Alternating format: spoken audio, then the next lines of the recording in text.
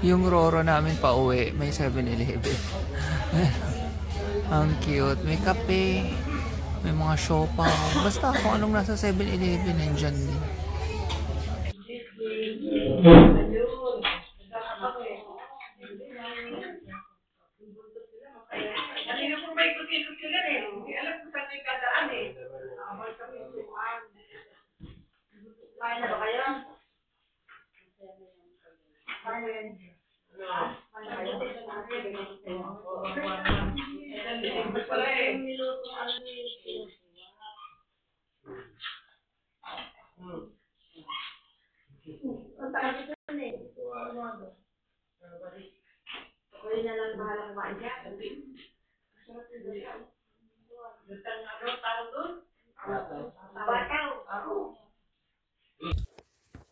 Pagdating namin, nandito si mama, sila mama at saka yung tita ko.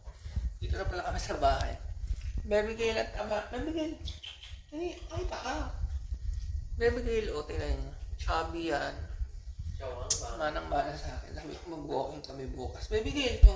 Dali, ito. Dali, pakita ka. Dali. Ayan. Banda na, as-influencer yan. Anyway, thank you sa mga nanood at manonood ng ating Puerto Galera series. Mag-good night na ako kasi pagod na kami. Kumakain ako ng bataw or patani. Hindi ko alam kung ano ba talaga ito na ginataan. Luto ni Gerald. Ang sarap. May sahog na tinapa. Good night.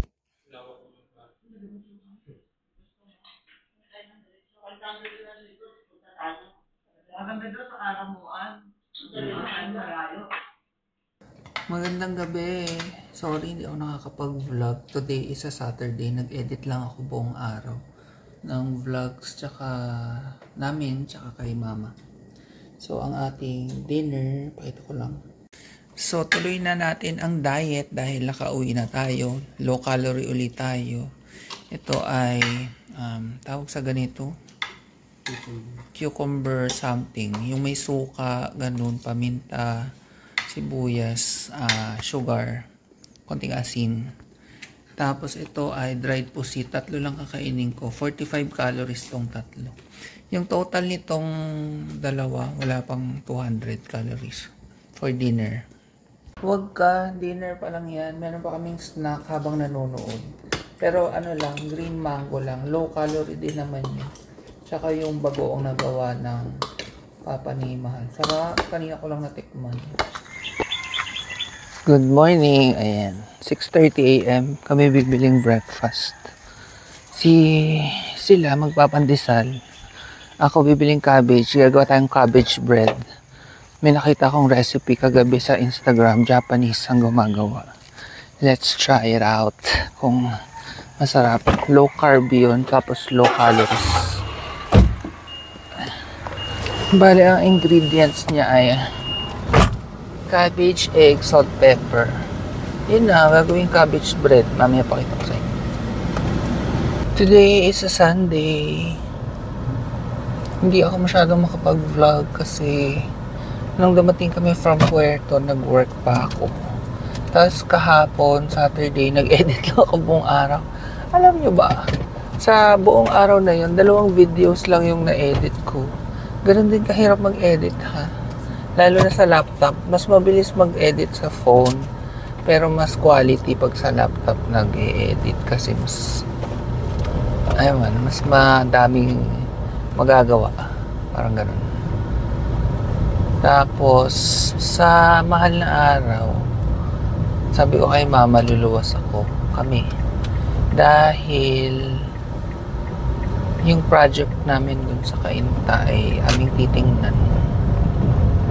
Malalaman nyo na soon, magkakaroon tayo ng project reveal.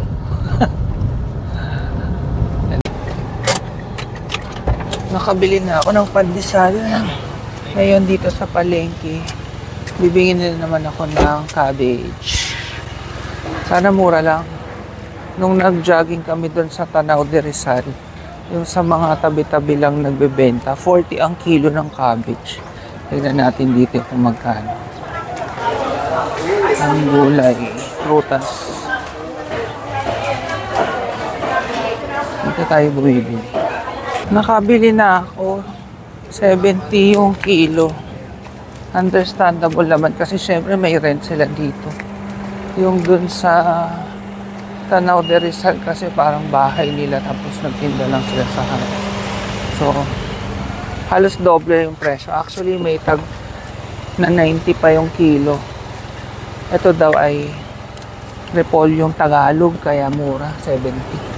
Imported siguro yung 90 per kilo. Mahal.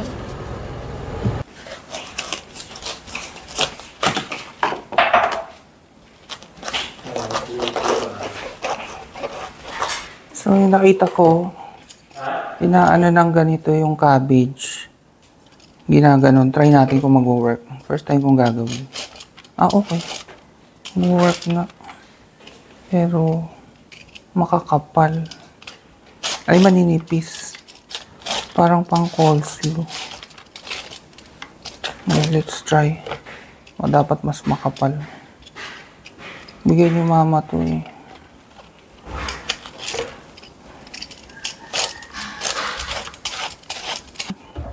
Di ko alam kung grenade ba ang tawag doon na cabbage. Yan, 120 grams yung kailangan sa recipe. Hinugasan ko na siyang mabuti.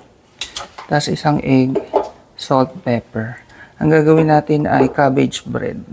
Cheese bread. Sorry, wala ko sarili. Kailangan pa pala natin ng cheese. Ito na yung cheese. 10 grams lang dapat. Sumobra lang ng konti. And may weighing scale pala ako. Tapos, ayun yung frying pan. I-mix lang natin tong cabbage. So, yung binili ko pa lang yun, mga 5 lutuan yun. Pero iba-ibang recipes yung gagawin natin sa cabbage. Papakita ko sa inyo lahat. Tapos, halagyan natin yung egg dito. Pepper. Salt. Tansya-tansya lang. Tapos, i-mix natin siya hanggang foamy. Kailangan daw importante foamy siya. Ayan, ang foamy na niya. Hindi ko alam kung nakikita nyo. Pero mabilis lang. Mga 2-3 minutes ko lang inikot ng inikot. Naging foamy na. Tapos, lalagay ko na yung ating queso de bola. Kahit anong cheese. So, parang basically, parang omelette siya, no? Pero, cabbage bread yung tawag. Japanese nga pala yung nakita kong gumawa nito. As in, talaga. May translation lang. English translation lang. I know, hindi dapat pinang-priprito ang olive oil, pero wala lang. Gusto kong gamitin. Konti lang. As in, sobrang konti lang. Wala pang 1 teaspoon. Kasi non-stick naman tong pan natin. Nawala nga pala yung pagiging foamy nung naglagay ako ng cheese. Hindi ko alam kung hinahalo ba agad yung cheese or baka pag nandyan na. So, kayo, wag nyo munang halo yung cheese. Ayan, hindi tuloy siya buo. Para siyang torta. So, basically, tortang siya. Tortang cabbage. Hindi cabbage cheese bread. Next time, ihihiwalay ko yung cheese. Kasi nung wala pang cheese, di ba pinakita ko sa inyo, ang foamy na parang nag-hold together siya. Nung nilagay ko yung cheese, nawala yung pagka-foamy. Siguro mga chemical reactions nila.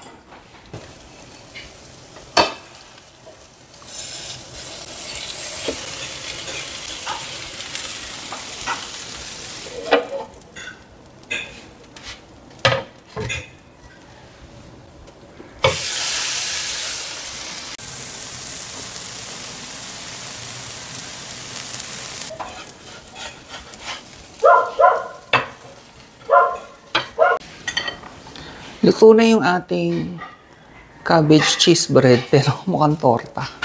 196 calories yung total nito. Pwede na ba ang low calorie? And mag-a-iced tea ako. Hindi ako magkakape kasi magkakape kami sa labas mamaya. Sabay bawi ng calories sa kape sa labas. Ito yung Nestea na green. Yung parang may fiber something. 32 calories siya tapos 0 sugar. Tikman natin yung cabbage cheese bread. Marami pang cabbage recipes doon tayong gagayahin. Basically, parang siyang torta. Ayan, umuusok-usok pa. Kikita nyo ba yung usok sa video? Hindi.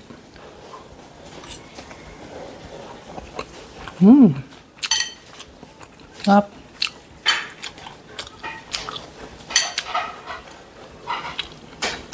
Ang sarap niya. As in. Tapos feeling ko mabubusog ako kasi ang dami.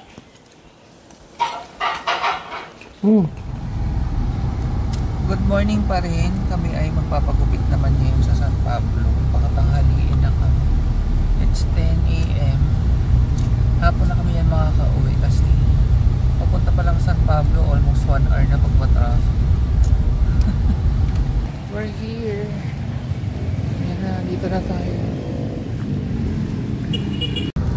Okay, tapos na kami magpagupit. Hindi ko muna pinapakita kasi para surprise.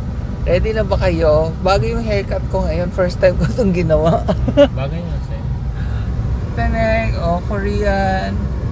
Medyo napaikli lang yung bangs. Pero bagay. Yan, ibababa ko pang ganyan. Para ano talaga. Hindi masyadong kita yung bangs dahil at taas. Tsaka may wax kasi to. Pag humaba-haba, mas makikita yun.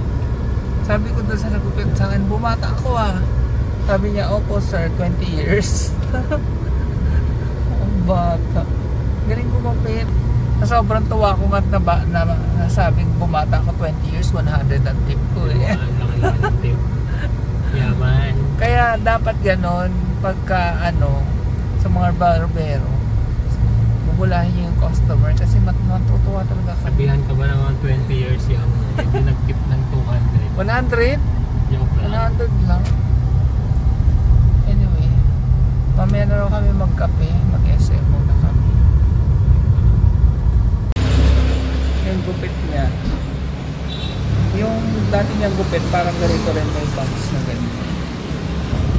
Sabi niya kung sultan ng gupit doon. Dalawang opa.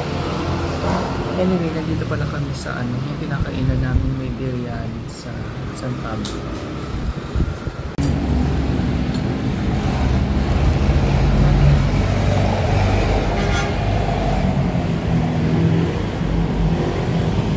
Nakaabang. Naamoy yung niluluto ko. Breakfast namin, lahat kami naka cabbage cheese bread. Yan.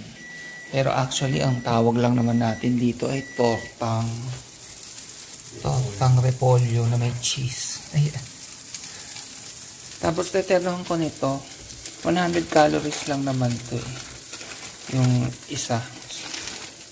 So, yan. Ayan o. 100 calories per tortilla.